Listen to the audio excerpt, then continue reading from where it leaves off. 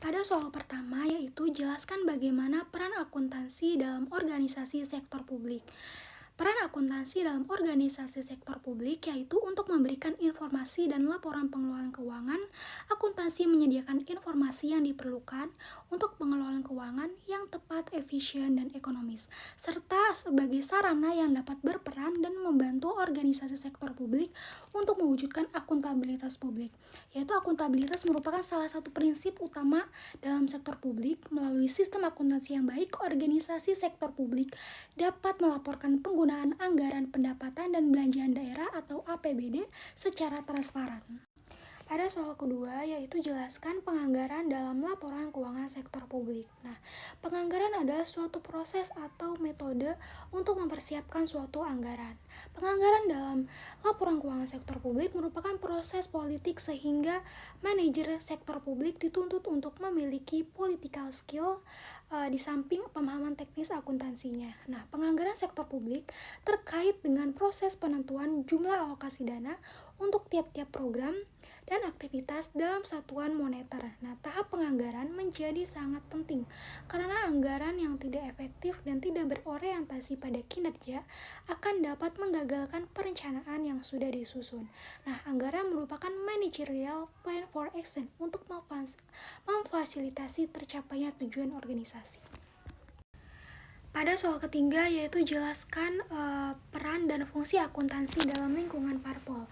Nah, pada pihak internal ada ketua parpol yaitu untuk menyusun perencanaan dan evaluasi kemajuan yang dicapai, melakukan tindakan koreksi. Lalu ada staff yaitu untuk transparansi pelaporan kegiatan dan pelaporan keuangan partai politik, dan ada anggota yaitu untuk menilai kemampuan organisasinya dalam melaksanakan administrasi keuangan di tingkat parpol sebagai cerminan akuntabilitas. Nah, pada pihak eksternalnya terdapat donatur yaitu mengenai keseriusan dan kredibilitas parpol untuk menjalankan program-program pencerdasan masyarakat secara politik. Lalu ada supplier yaitu untuk memutuskan apakah jumlah yang terutang akan dapat dibayar oleh parpol pada saat jatuh tempo. Ketiga ada konstituen atau basis massa yaitu akan mengundang simpati masyarakat dan akan dapat menepis isu miring bahwa parpol hanya aktif sewaktu pemilu saja. Lalu ada BPK yaitu untuk memeriksa atau mengaudit laporan pertanggungjawaban parpol atas penggunaan dana bantuan keuangan dari pemerintahan pusat maupun daerah. Lalu ada pemerintahan pusat atau daerah yaitu menerima laporan keuangan yang telah diaudit oleh BPK atas penggunaan dana bantuan keuangan dari APBN atau APBD. Menjawab soal pertanyaan nomor 4 tentang istilah-istilah.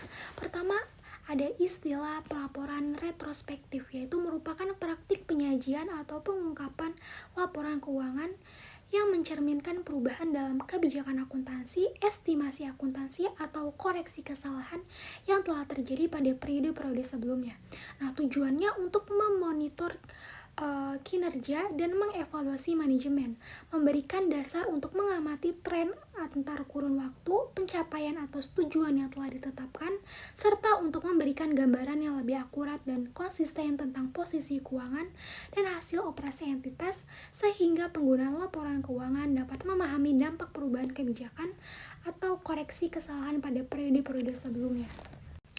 Kedua, ada istilah entitas akuntansi, yaitu unit dalam pemerintahan yang bertanggung jawab atas pengelolaan anggaran, kekayaan, dan kewajiban. Nah, entitas ini wajib menyelenggarakan akuntansi dan menyusun laporan keuangan yang akan digabungkan dalam entitas pelaporan. Nah, sesuai dengan ketentuan perundang-undangan, entitas akuntansi itu meliputi pemilik perusahaan, pemegang saham, pegawai atau karyawan, manajer itu dalam pihak internal. Nah, pada eksternalnya yaitu seperti kreditur, calon investor, pemerintah, pemasok, kantor pajak atau dan masyarakat umum. Ketiga ada value of money, yaitu suatu konsep penilaian kinerja khususnya dalam organisasi sektor publik yang dilakukan berdasarkan tingkat keberhasilan suatu program kerja dengan mengacu 3 elemen utama, yaitu ekonomi, pemerolehan input dengan kualitas tertentu pada pada harga yang terendah. Kedua, ada efisiensi, yaitu pencapaian output yang maksimum dengan input yang tertentu atau penggunaan input yang terendah untuk mencapai output tertentu. Lalu terakhir ada efektivitas, yaitu tingkat pencapaian hasil program dengan target yang ditetapkan atau perbandingan outcome dengan output. Ada soal nomor 5, yaitu menghitung tingkat kemandirian daerah. Didapatkan sebesar 10,48%, artinya tingkat kemandirian sangat rendah. Nah, pada rasio efisiensi didapatkan sebesar 100,4%, artinya tidak efisien karena rasio tersebut melebihi dari 100%. Pada rasio ekonomis didapatkan sebesar 94,96%, artinya ekonomis karena nilai tersebut di bawah dari 100%. Lalu pada rasio efektivitas didapatkan sebesar 98,19%, artinya tidak efektif karena nilai tersebut kurang dari 100%. Terakhir yaitu hal yang perlu dipertahankan dan diubah pada saat semester 3, yaitu yang perlu dipertahankan pertama bisa improve dari semester sebelumnya. Terus kedua itu daya juang yang tinggi, jadi tidak mudah menyerah. Ketiga, bertanggung jawab akan tugas individu dan kelompok.